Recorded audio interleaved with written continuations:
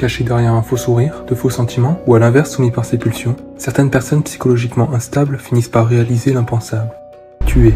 Si vous pensez que tout va bien pour vous, que vous avez confiance en votre santé mentale et celle de vos proches, sachez qu'en France, chaque année, on compte plus de 100 homicides conjugaux, dont certains homicides surviennent après une simple dispute.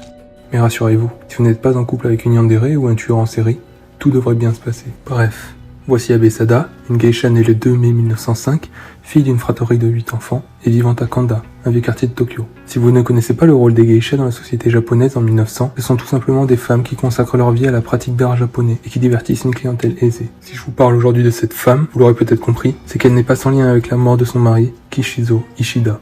Durant son enfance, Abe Sada rentre dans une école afin de devenir geisha, mais cependant, tout ne se passera pas comme prévu. Elle sera violée à l'âge de 14 ans par un de ses camarades et sera vendue par ses parents à cause de son comportement violent et finira par attraper la syphilis. Le reste de sa vie ne sera pas non plus une partie de plaisir, car elle perdra sa mère en 1933 et deviendra la maîtresse d'un homme. Malgré cela, elle rencontrera en 1936 Ishida, un vendeur d'anguilles, avec qui elle partagera une relation intense, mais qui se finira tout de même par une rupture quelques mois plus tard, dont Abe Sada ne sera que spectatrice. Malgré cette séparation, les deux amoureux continuent leurs actes sexuels, actes pendant lesquels ils aiment bien pratiquer l'étranglement. Si je me permets d'apporter cette précision à ce moment-là de la vidéo, c'est tout simplement car le 18 mai 1938, Abe Sada, lors d'un étranglement, ne desserrera pas ses mains et tuera son ancien compagnon, acte qu'elle décrira plus tard comme un soulagement. Une fois Ishida inanimée, elle lui tranchera les organes génitaux, qu'elle gardera sur elle, avant d'écrire sur la hanche de ce dernier « Sada Kishizo » ensemble. Le 22 septembre 1936, elle sera finalement condamnée à 5 ans d'emprisonnement,